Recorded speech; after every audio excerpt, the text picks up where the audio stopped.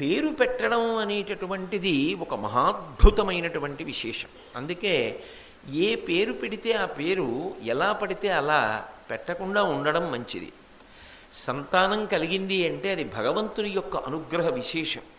ఆ పిల్లల్ని ఒక సరి అయిన పేరు పెట్టి పిలిస్తే వాళ్ళ తేజస్సు వృద్ధి అవుతుంది. అలా పిలవడం చేత మనం భగవంతుని యొక్క అనుగ్రహాన్ని పొందుతాం. ఎందుకంటే బిడ్డ పేరు పెట్టి పిలిచిననైన విశ్రామ కేళినైన పద్య గద్య గీత భావార్థములనైన కమలనయన తలుప కలుషహరము అంటారు పోతన గారు భాగవతంలో. బిడ్డకి భగవత్ సంబంధమైన పేరు పెట్టుకుని కేవలంగా కొడుకుని పిలుస్తున్నానన్న భావనతో పిలిచినప్పటికీ కూడా అది భగవన్నామోచ్చారణం కనుక విశేషమైనటువంటి ఫలితాన్ని తల్లిదండ్రులకి కట్టబెడుతుంది.